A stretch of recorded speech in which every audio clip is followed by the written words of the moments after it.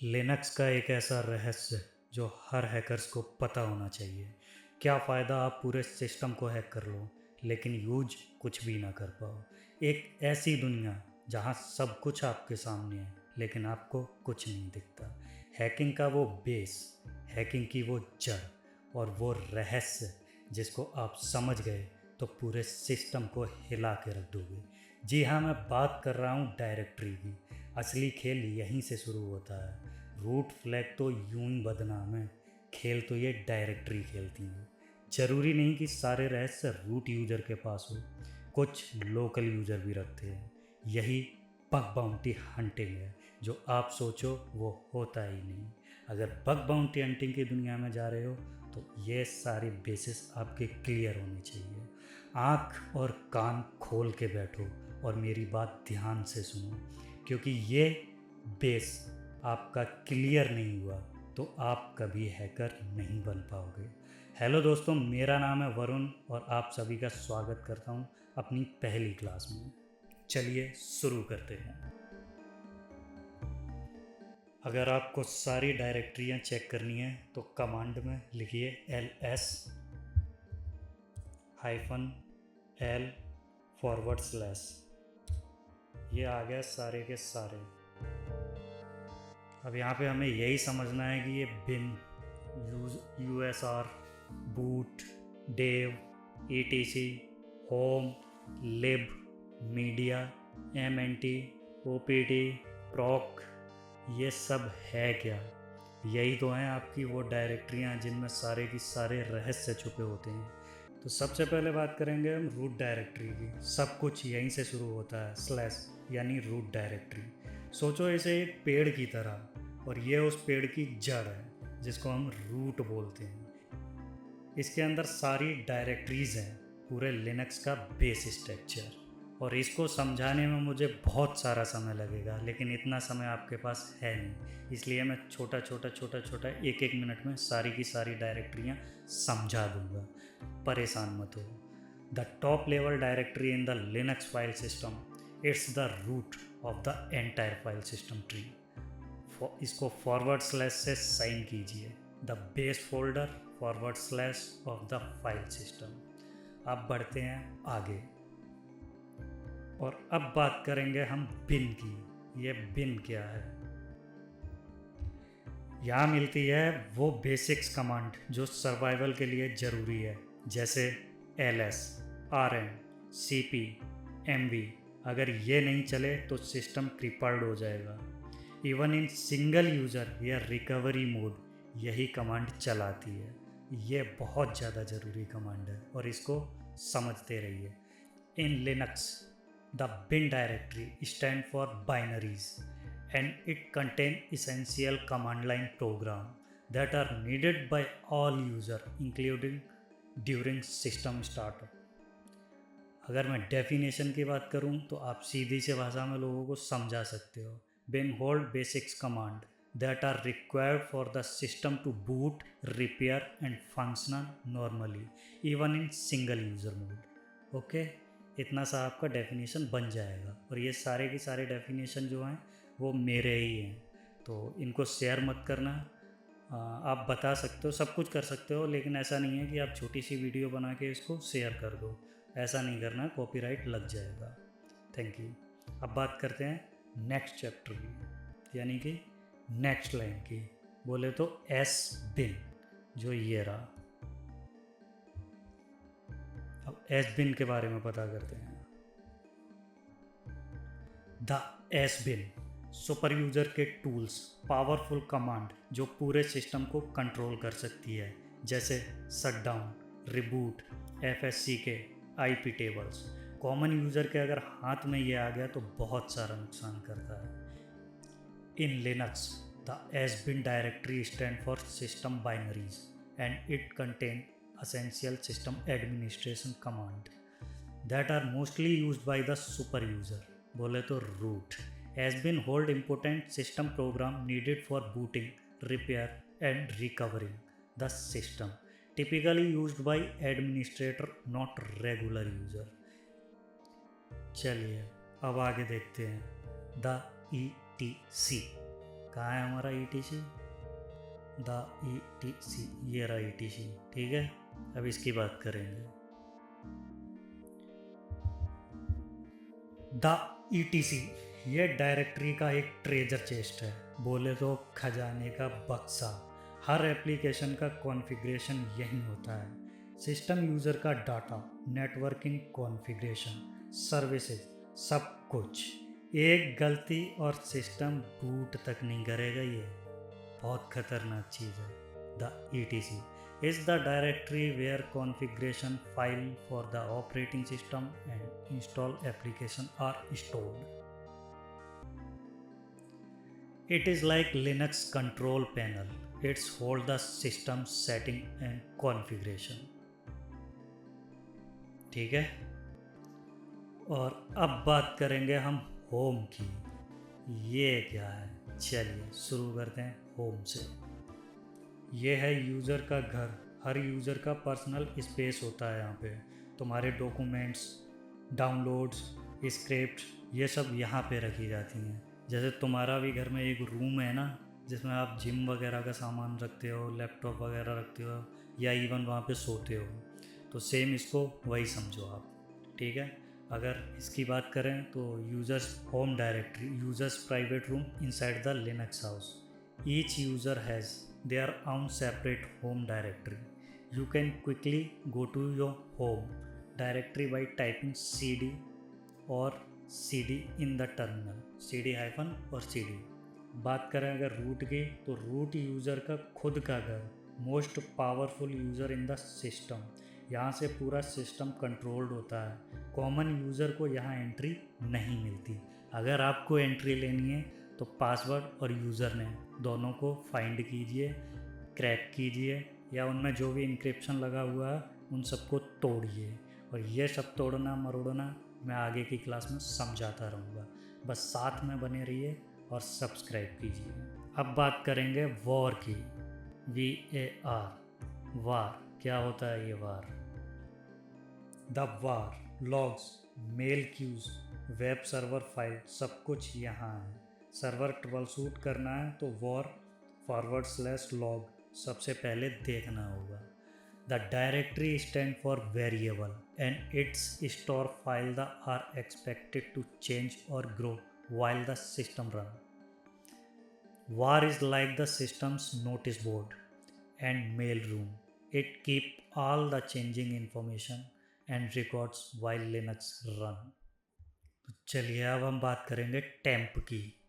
The TMP short term file के लिए temporary जगह। रिबूट के बाद यहाँ सब साफ हो जाता है। इम्पोर्टेंट डाटा कभी भी यहाँ पे मत रखना, क्योंकि ये ऐसा ही है। यहाँ पे आप टेम्परेरी चीज़ें मतलब आप जो भी चीज़ें डालोगे वो टेम्परेरी ही रहेंगी।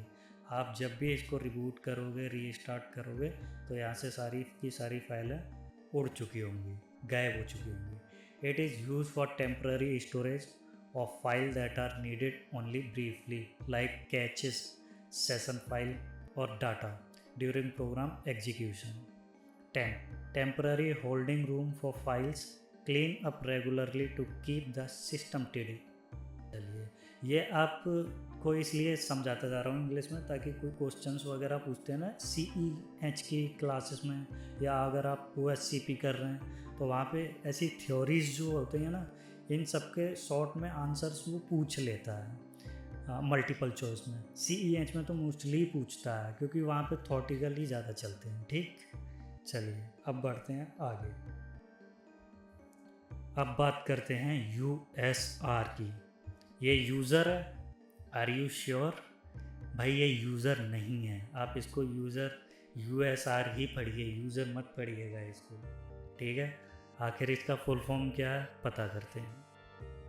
द यूजर ये एक मिनी ऑपरेटिंग सिस्टम जैसा है, बिना इसके एप्लीकेशन काम नहीं करते। यहाँ मिलता है इंस्टॉल्ड सॉफ्टवेयर का मेन डाटा, ठीक है, जिसको हम बोलते हैं यूनिक सिस्टम रिसोर्सेज, USR, ठीक है। And it contains user related program and data that are not needed for basic booting but are essential for the system's normal operation. Where most user program and resources lie the software neighbourhood of Linux. बहुत पुराना दोस्त है, पड़ोसी है। अब बात करने वाले हैं लिब की। ये क्या है? ये देखिए बेसिकली लाइब्रेरीज हैं, ठीक है। ये 32 बिट 32 बिट 64 बिट्स वगैरह वगैरह, ठीक है। चलिए अब इसको एक्सप्लेन करते हैं। The lib commands and binaries इन्हीं लाइब्रेरी के थ्रू काम करती हैं। ये dynamic shared objects .so file होती है। विंडो के जैसे .dll होता है ना, सेम .so लिनक्स के अंदर पाया जाता है। This directory stand for library and it contains essential shared libraries needed by the system and program in bin and sbin. Sbin is like Linux toolbox of basic ingredients. Without it, the system can't even perform basic task. समझ गए ना? इसके बिना आपका जो Linux है वो basic task को परफॉर्म नहीं कर पाएगा। तो इसमें से कोई छेड़छाड़ मत करना। वैसे ठीक है, दूर ही रहो। अगर आप जनरल बेसिकली बात करूँ कि बेसिक्स अगर आप क्लियर कर रहे हो तो इन चीज़ों से दूर रहो। बस अभी के लिए इन थ्योरियों को रखिए और जो मैं बताने की कोशिश कर रहा हूँ उसे समझने की कोशिश करिएगा। बाकी जैसे जैसे क्लास आगे बढ़ती जाएगी उन सब का एक एक करके ब्रीफ में इंट्रोडक्शन कराता जाऊँगा। ऐसा नहीं है कि ये इसके बाद कोई इंट्रोडक्शन इनकी हम बात ही नहीं करेंगे, कोई इंट्रोडक्शन नहीं करेंगे। बहुत सारी बातें करेंगे। इनको समझाने भर में मुझे 2-3 घंटे का समय लग जाता, लेकिन इतना समय आपके पास नहीं है ना दोस्त। चलो आगे बढ़ते हैं। तो अब बात करेंगे हम डेव की, यानी कि डिवाइस। क्या होता है भाई डेव? चलिए अगर मैं डेव की बात करूं, लिनक्स में हार्डवेयर भी फाइल बन जाते हैं। हर डिवाइस का फाइल वर्जन होता है यहाँ पे। पावरफुल कॉन्सेप्ट, फाइल को रीड करो तो डिवाइस का डाटा मिलता है, ठीक। It's a virtual directory that hold device file. जैसे आपने वर्चुअल स्टोरेज बनाया है ना, कि बूट के लिए हमने इतना दे दिया, रूट के लिए हमने इतना स्पेस दे दिया, होम के लिए हमने इतना स्पेस दे दिया। लगभग 20-30 GB आप सबको देते हैं। उसी तरीके से ये भी अपना रेगुलर खुद का होल्ड करता है, ठीक है। It's a virtual directory that hold device file. These are not regular file, ठीक है, but interface to hardware components और kernel service. It is like Linux hardware contact list. Each file is way to talk to a physical और virtual device. ठीक है भाई, समझ गए? चलिए अब बात करेंगे आगे।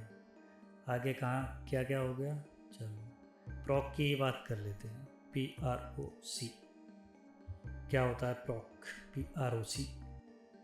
ये आ गया आपका द प्रॉक। ये वर्चुअल फाइल है, time information about processes, system configuration, not storage but full transparency of what's happening right now, ठीक है। अब अगर इसकी थ्योरी की बात करें तो contain virtual file that represent system and process information. जो भी आपके सिस्टम में चल रहा है, CPU वगैरह कितना लोड ले रहा है, ये सब ये जानकारी आपको दे देगा, लेकिन स्टोरेज की नहीं, ठीक है। It's how the kernel expose internal data to use and application.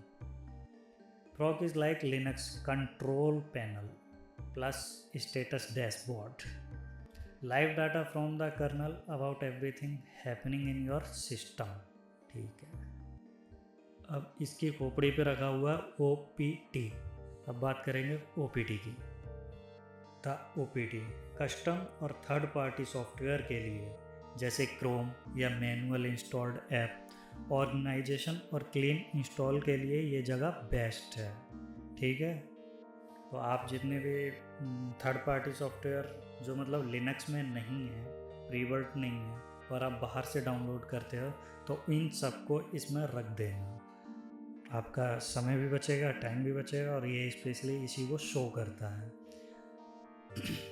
Is mean for manually installed software that's not managed by the systems package manager like APT और YUM, ठीक। OPD is like Linux app self, ठीक है, जैसे मैंने बोला ना app self, a clean space for installing extra software without messaging with the main system. अब आपको सारे पाथ मिल गए लिनक्स का, लेकिन याद रखो एक गलत कमांड और सिस्टम क्रम्बल्ड हो सकता है। So type with care because in Linux every slash count. हर एक स्लैश, हर एक कीवर्ड को वो काउंट करता है। मैं हूं वरुण प्रताप और मिलते हैं अगले एपिसोड में नए सीक्रेट्स के साथ। तब तक सूडो सेफ रखो। और अगर कल की बात करूं तो कल बात करेंगे आईडी की। कैसे पता करोगे कि आपके लिनक्स को आपके सिवा कोई और नहीं चला रहा? आपको कैसे पता चलेगा कि किसी फाइल को आप यूज़ कर सकते हो या नहीं? बने रहिए हमारे साथ और जानिए हैकिंग के हर एक रहस्य को। वीडियो अच्छा लगा हो तो लाइक कर देना, कोई प्रॉब्लम हो तो कमेंट कर देना, और मेरे लिए बस एक छोटा सा सब्सक्राइब काफ़ी है। वीडियो कब आई जानने के लिए बेल आइकन पर क्लिक ज़रूर कीजिए, क्योंकि ये तो सिर्फ अभी शुरू हुआ है, बहुत कहानी बाकी है। और ये मैंने सिर्फ एक एक मिनट में आपको शॉर्ट टर्म में समझा दिया। जितना इजीली किया जा सकता था उतना इजी करके आपको समझा दिया। ज़्यादा टेंशन मत लो, बाकी की कहानी जब हम आगे बढ़ते जाएंगे, मशीन्स को क्रैक करते जाएंगे, तब आपको समझाते जाएंगे। टेंशन मत लो। Bye bye bye bye bye bye.